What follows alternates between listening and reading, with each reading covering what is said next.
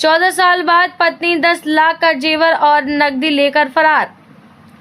Police 1 साल से कर रही है तलाश। मुरादाबाद थाना क्षेत्र डेलारी के गांव चटकाली निवासी हारून ने बताया, उनकी पत्नी रोजीना खातून उम्र लगभग 32 साल, महिला की 2 लड़कियां हैं जिनकी उम्र 12 साल और 8 साल है। रोजीना खातून 5 मई 2025 को सारे घर के सारे जेवरात और नकदी लगभग 10 लाख की कीमत का माल लेकर फरार हो गई है, जिसकी गुमशुदगी थाना डेलारी में दर्ज की गई है और पुलिस महिला की तलाश में जुटी हुई है।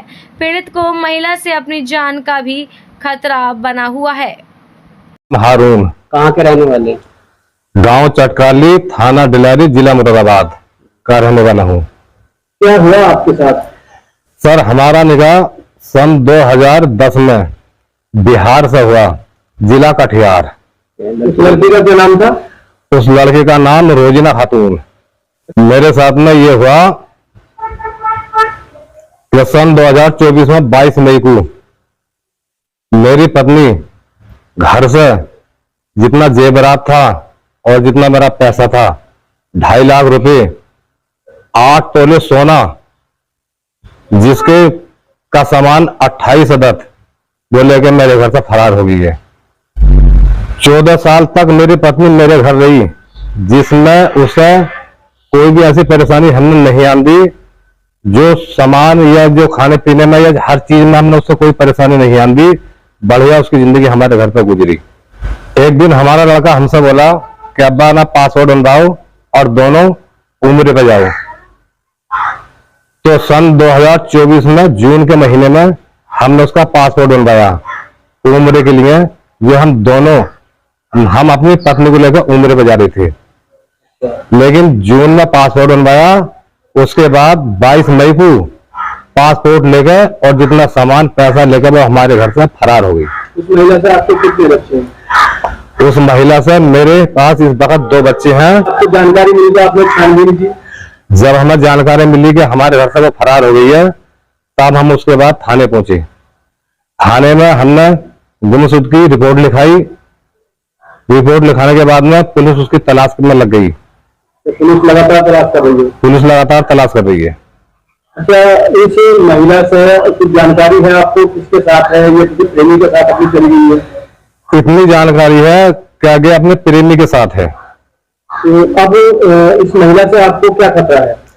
इस महिला से हमें ये खतरा है, जो हम इस वक्त मोबाइल के जरिए यूट्यूब पे, फेसबुक पे, इंस्टाग्राम पे देखते हैं, किसने ड्रम में भर दिया, किसने कत्ल करा दिया, किसने जहर देकर मार दिया अपने पतियों को।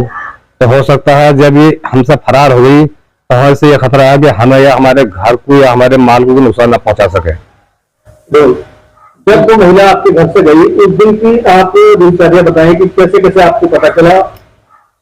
उस दिन की ये बात है साहब, जिस दिन वो हमारे घर से गई तो हम सुबह अपने घर से जंगल चले गए, क्योंकि हम तो किसान लोग हैं। अपनी फसल के लिए जब हम जंगल गए तो हम वहां से शाम को आए। उसके बाद में जब हमने पूछा अपने बच्चों से कि तुम्हारी अम्मी कहाँ है, तो हमारे बच्चे हमसे बोले कि वो अपने लड़कों को एडमिशन कराना गई थी मुस्तापुर।